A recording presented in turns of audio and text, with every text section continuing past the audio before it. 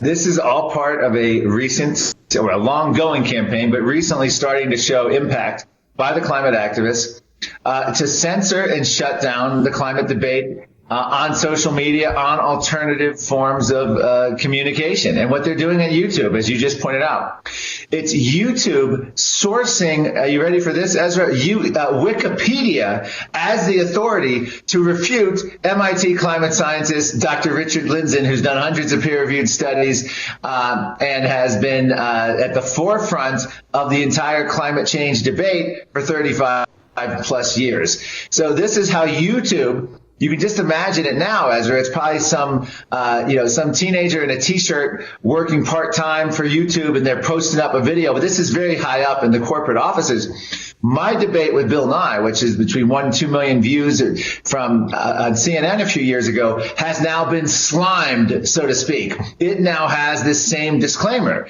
Why? They couldn't let Bill Nye speak for himself, but because it features me, a skeptic. Anything that features anyone who challenges any part of the climate change narrative put forth by Al Gore and the United Nations will now get this YouTube disclaimer, explanation, fact check, if you will. That's so weird. I mean, the fact that you were debating Bill Nye shows that there were two sides of the story, and Bill Nye can make his case as best as he can, or if he didn't do well. The fact that YouTube still came in to literally tilt the scales, to put their finger on the scale for in a debate is crazy. I know the answer to this, but I'm going to ask you anyways. If they put their rebuttal under Professor Richard Lindzen, like a world-class expert on global warming, who's a skeptic, do they put a similar disclaimer under the pro-global warming videos? I mean, I will acknowledge that there is a debate about the theory of man-made global warming, that there is a debate on what to do about it, if anything, and how to do it. It's a controversy, which means there's another side of the story. I think I'm right, but I acknowledge that there's another point of view. Does Google at least acknowledge that there are two points of view? Are they even-handed in their rebuttals, or is this just them weighing in and saying, nope, if you're wrong, we're going to tell people he's wrong? Yeah, no, there's no even hand in it.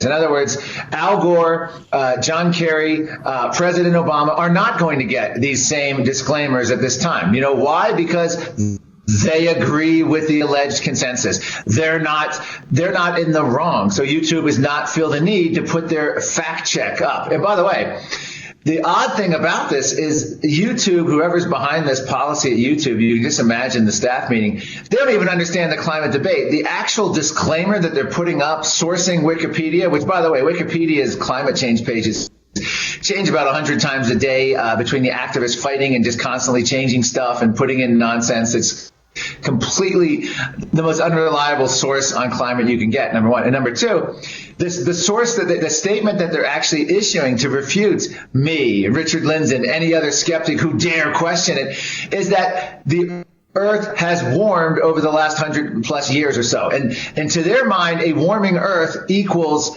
man-caused, catastrophic, and we must do something about it. And that to me is shocking. So their idea of refuting a skeptic is to say the temperature's gone up over 100 years. And there's not a single skeptic who will dispute that, because of course our temperatures have warmed since about 1850, when the end of the little ice age. So there's a fundamental misunderstanding of the entire climate debate, and then there's an outrageous source of Wikipedia, and then there's the outrageous selection process of who they're picking to give this disclaimer / fact check to. That's an excerpt from my daily TV show, The Ezra Levant Show. Normally it's behind a paywall, but I thought you'd like this video, so we put it on YouTube. If you want to subscribe to watch the daily show every day, including always 2 interviews a day, and I read my hate mail, just click on this screen and become a premium member.